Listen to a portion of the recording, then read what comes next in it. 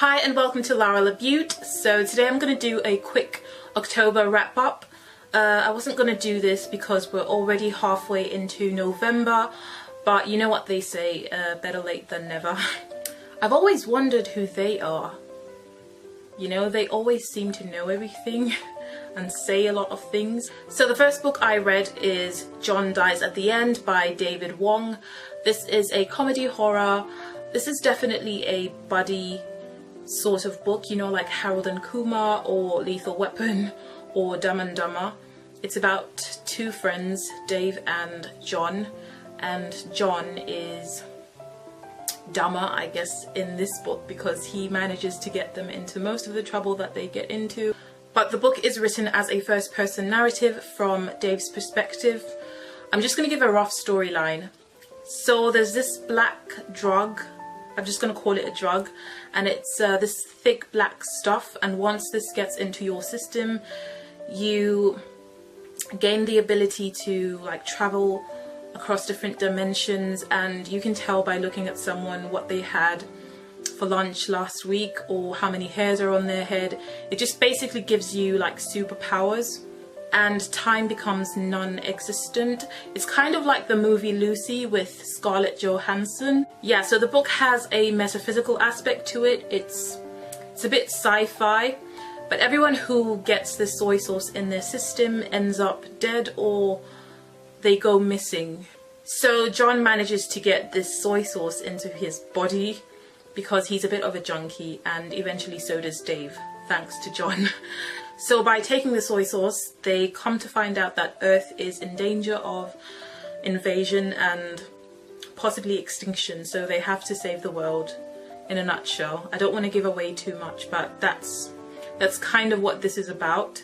This book has very graphic descriptions, just horrific things, bizarre, and I found myself just, you know, scared in one sentence and then just laughing in the next sentence because it's funny and scary at the same time.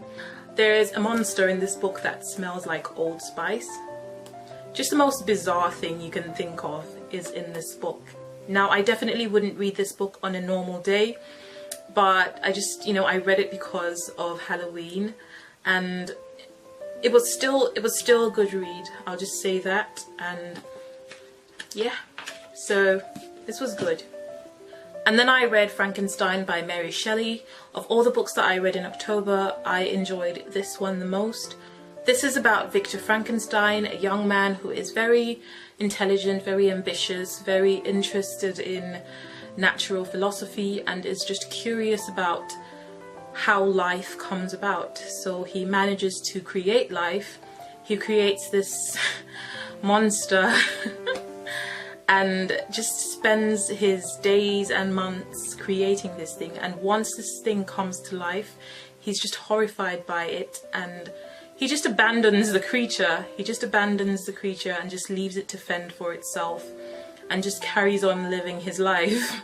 So the monster is left to fend for itself, which it does. It learns to speak and just to get on with living, but it can't seem to, you know, interact with people because everyone is afraid of it. Everyone runs from this thing. So it just becomes really indignant and just lonely and sad and angry. And it manages to track down Victor Frankenstein and demands that he create a spouse for it. I'm not going to say it anymore. A spouse for him, an equally hideous spouse, which Victor Frankenstein refuses because he regrets creating this monster, so why would he create another one? So the monster then just becomes a monster and does all sorts of things. I don't want to give away too much if you haven't read this book, but it's a very interesting book. It's not very long, it's just under 200 pages. So yeah, this was a really lovely story.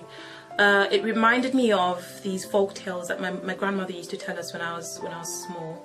She used to like tell us these just these stories. That this one sounds just like one of them. So yeah, this was nice. And then I read The Shining by Stephen King. This is about a 5-year-old boy who has psychic abilities. He's a shiner. That's what that means. Like, if you shine in this book anyway, he has the ability to, he just has visions and dreams, sometimes of things that come to pass, but other times they don't. This boy is called Danny, and Danny's father gets a job as a caretaker at a hotel called the Overlook Hotel in Colorado, which they have to, him and his parents have to stay there for the whole winter, which is a few months. So this hotel seems to have a life of its own. It's haunted, for lack of a better word. Yeah, and but it's not as if Danny is the only one who sees things. Eventually his mother starts to experience things, and his father sees things as well. But it's also very complicated because his father is depending on this job. This is like his lucky break to get them, you know, just to keep the family, afloat. Danny doesn't want to tell his father or bother his father because he knows that his father needs this job, and his father ignores some of the things that he sees and what his son tells him, because it's like he's a bit desperate for the job. This isn't just about a scary haunted house. Danny's father has like psychological issues and just the pressures of being a father and having a family, that sort of thing. But they get snowed in, so they can't even leave if they wanted to leave. So yeah, I don't want to say too much, but this was a good read as well. So that's all the books that I read in October. I did want to read Dracula. This was in my October TBR, as well as The Silence of the Lambs by Thomas Harris, but I didn't get the chance because I was ill and because I just had a crazy month. Excuses. I won't do a November TBR because we're already halfway into November, but I will definitely do a December TBR and hopefully follow with a December wrap up.